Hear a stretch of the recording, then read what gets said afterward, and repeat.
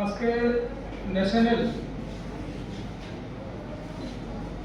সাংস্কৃতিক চারুকলা পরিষদের উদ্যোগে প্রথমবারের মতো যে সমাবর্তন অনুষ্ঠান, সে অনুষ্ঠানে আমাদের মাঝখানে উপস্থিত আছেন আমাদের এই সাংস্কৃতিক ন্যাশনাল চারুকলা পরিষদের যিনি প্রেসিডেন্ট আছেন, একটু আগে যিনি স্বাগত ভাষণ দিয়েছেন আমাদের সৈকত রায় মহোদয়।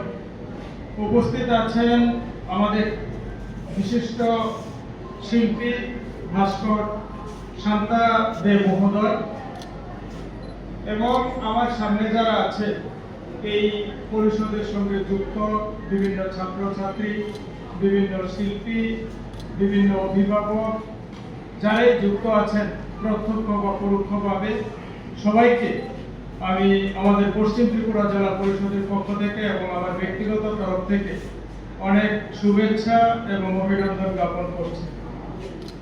প্রথমবারের মতো আমাদের যারা আছে আমাদের সৈকত রায়ের নেতৃত্বে এবং অন্যান্য যারা আছে আমাদের বিকি থেকে শুরু করে অন্যান্য যারা আছে তাদের নেতৃত্বে প্রথমবারের মতো আমাদের এই অনুষ্ঠান সেখানে হচ্ছে, সেটাই বিশাল ব্যাপার, সেটাই একটা বিরাট বড় সফলতা।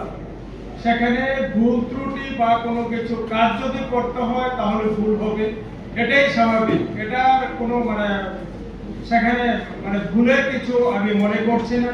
এত বড় একটা কর্মযজ্ঞ তারা শুরু করেছে, তাতে আমি আবারও আমাদের পশ্চিম ত্রিপুরা জেলা পরিষদের পক্ষ থেকে এবং আমার ব্যক্তিগত তরফ থেকে এই আজকের যে অনুষ্ঠান আয়োজন করেছে সৈকত রায় সহ ওনার পুরো টিমকে আমি ধন্যবাদ জানাবো এবং অভিনন্দন জানাবো।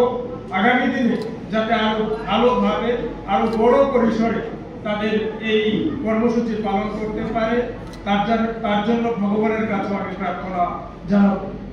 আমাদের কচিকাঁচা শিশু যারা আছে, যারা বিভিন্ন ভাবে আমাদের সংস্কৃতির সঙ্গে যুক্ত, তাদের উন্নত ভবিষ্যৎ, উজ্জ্বল ভবিষ্যৎ বা তাদের উন্নত জীবনযাপন বা তাদের ভালো মানুষ হিসাবে গড়ে তোলার জন্য আমাদের এই ন্যাশনাল সংস্কৃতি চারুকলা পরিষদের অবদান সেখানে থাকবে।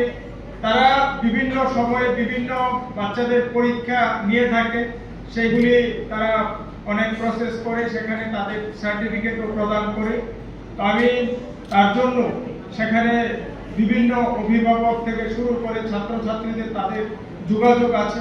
তো আমি একটাই অনুরোধ রাখবো তাদের কাছে, যে আপনাদের কাছে প্রচুর ছেলে মেয়ে সেখানে আসে, তারা বিভিন্ন তাদের যে শিল্প যেটা আছে সেটা শিখছে, কিন্তু তাদের মধ্যে তারা যাতে সমাজ সেবক হয়ে ওঠে, তারা যাতে সমাজের কাজের জন্য এগিয়ে আসে, তারা যাতে আমাদের এই রাজ্যকে শ্রেষ্ঠ রাজ্য বানানোর জন্য তাদের যাতে যোগদান থাকে, তারা যাতে একটা ভালো মানুষ হয়ে এই পৃথিবীতে বেঁচে থাকে, তার জন্য আপনাদের পরামর্শ তাদেরকে দিতে হবে। কারণ আমাদের দেশের যশস্বী প্রধানমন্ত্রী উনি চাইছেন, উনি ডাক দিয়েছেন যে 2047 সালের মধ্যে আমাদের ভারতকে শ্রেষ্ঠ ভারতে পরিণত করতে হবে। আমাদের রাজ্যের মাননীয় মুখ্যমন্ত্রী উনিও চাইছেন, ডাক দিয়েছেন আমাদের এই রাজ্যকে 2047 সালের মধ্যে আমাদের শ্রেষ্ঠ রাজ্যে পরিণত করতে হবে। তো শ্রেষ্ঠ রাজ্য 2047 সাল যখন আসবে, আমার সামনে আজকে যারা কচিকাঁচা আছে, যারা ছোট শিশুরা আছে, তারাই কিন্তু সেদিন নেতৃত্ব দেবে।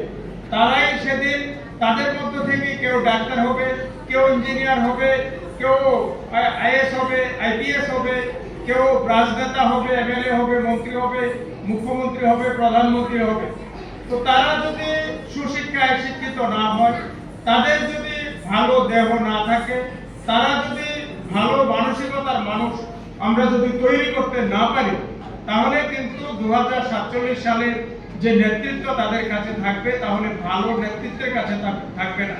তো তার জন্য আমরা যারা অভিভাবক আছি, এখন থেকে তাদেরকে আমাদের একটা ভালো মানুষ হিসাবে গড়ে তুলতে হবে, তাদেরকে একটা শিক্ষিত মানুষ হিসাবে গড়ে তুলতে হবে, তাদেরকে একটা সমাজের জন্য যে তারা দায়বদ্ধ সমাজের জন্য যে তাদের কাজ করতে হবে, সেটার জন্য তাদেরকে বোঝাতে হবে, বুঝিয়ে আমাদের যে লক্ষ্য, আমাদের সরকারের যে লক্ষ্য, সেই লক্ষ্যে আমাদের আস্তে আস্তে পৌঁছাতে হবে। তো যাই হোক, আমি বক্তব্য আর দীর্ঘায়িত করব না। আজকে আপনাদের সেখানে প্রথমবারের মতো সমাবর্তন অনুষ্ঠান হচ্ছে। তো সেখানে বিভিন্ন শিল্পীরা, সেখানে নাচ হবে, আর্ট হবে, বিভিন্ন অনুষ্ঠান সেখানে ভরপুর হয়ে থাকবে। আমি আর বক্তব্য দীর্ঘায়িত করছি না। আমি আজকে এই প্রথমবারের মতো যেহেতু আমাদের এই সমাবর্তন অনুষ্ঠান হচ্ছে, এই অনুষ্ঠানের সম্পূর্ণ সফলতা কামনা করে প্রত্যেকবার এই অনুষ্ঠান অনুষ্ঠিত হবে, আরো বড় পরিসরে হবে এই আশা আকাঙ্ক্ষা রেখে, এবং যারা বাচ্চারা আজকে এই অনুষ্ঠানে এসেছে, অংশগ্রহণ করেছে, এবং যারা বিভিন্ন তাদের নৃত্যই হোক আর গান হোক আর আর্টই হোক যা পরিবেশন করবে, সবাই উজ্জ্বল ভবিষ্যৎ এবং দীর্ঘায়ু কামনা করে সবাইকে আবারও ধন্যবাদ জানিয়ে আমি আমার আলোচনা এখানে শেষ করলাম। সবাইকে নমস্কার। ভারত মাতা কি জয়।